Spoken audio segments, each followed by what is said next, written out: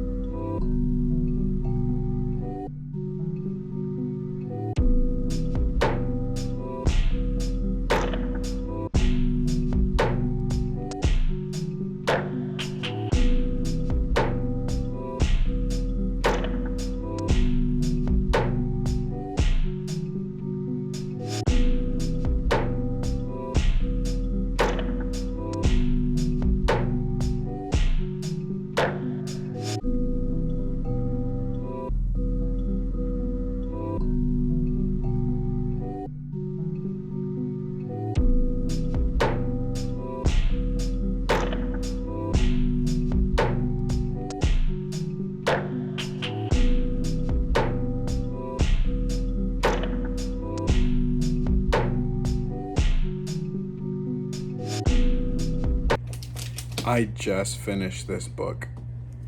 It's so sad. It's so devastating. It's so beautiful.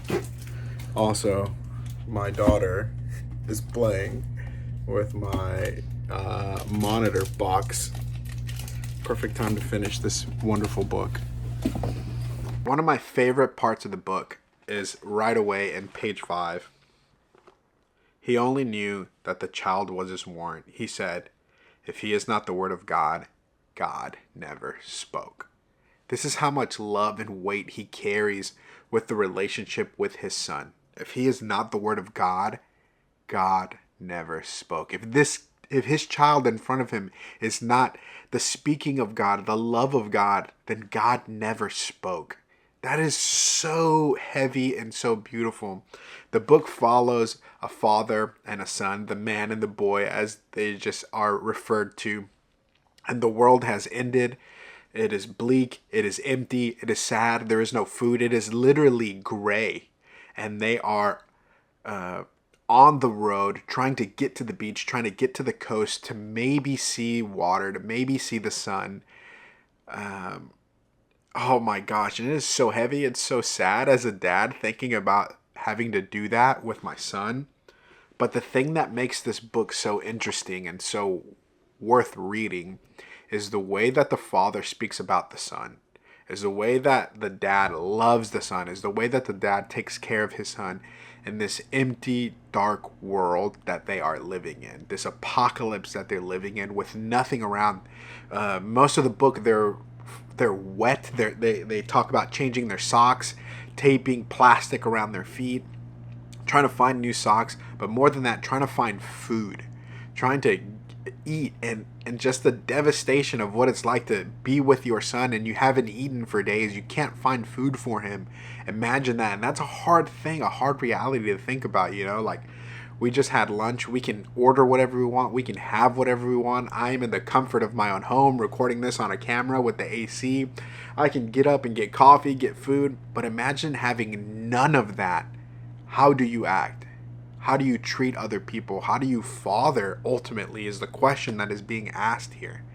And I think one of the deeper things that Cormac McCarthy is getting at is he won't get to see his son grow up. He's so much older in life as a dad, as a man, that by the time he has a kid, I think he's like 70 or 75, that he's not going to get to see him grow up.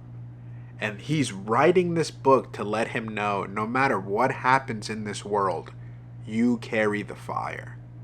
And that is so beautiful, that in the most difficult time in this book, ultimately, as people, can we be kind? Well, can we truly be human to other people? And that kindness is, as the man tells the son, we carry the fire. We are kindness. We are hope. We are, we're not going to kill people. One of the hard things about the book, that people find it sort of a horror book, is that there's cannibalism. And there's a scene that I don't want to describe to you, but it is gut-wrenching of what they find. And obviously people are just trying to survive, but in this survival mode, can you carry the fire? And oh man, I love this book so much. I can't wait to reread it again. If you have not read this book, you have to read this book. One of the cool things about reading books is getting to share them with other people. And I found this book and I was able to give it to an older friend, and he loved it. And I cannot get enough about this book. One of my last closing lines that I loved about the book is this one, and it's on the last page, and it says this: the woman said that was all right. She said that the breath of God was his breath, yet through it passed from man to man through all of time. The breath of God was his breath, yet through it passed from man to man through all of time. Oh, in the bleakness and emptiness of the world that they live in, the breath of God was him, but it passed through man through all of time. Oh, gosh, that freaking ripped. It just, anything that this story ripped out of you and you walk through in the devastation, that last line just like ends it with hope. That the breath of God is in you, and it goes from man to man through all of time. Oh gosh, I freaking love this book. Please read this book. It's so freaking good. I'm sad that I can't reread it again for the first time. It's a very easy read. It's very tactile, the conversations that are being had. I have a son. He's 6 years old. I think the boy's around 7 or 8. And it's very like, when I pick up my son or we hang out, it's like, hey, how you doing? Good. How was your day? Good. You need anything? No. And that's a lot of the dialogue in this book. I wish we could live here. I know. We could be on the lookout. We are on the lookout. What if some good guys come? Well, I don't think we're likely to meet any good guys on the road. We're on the road. I know.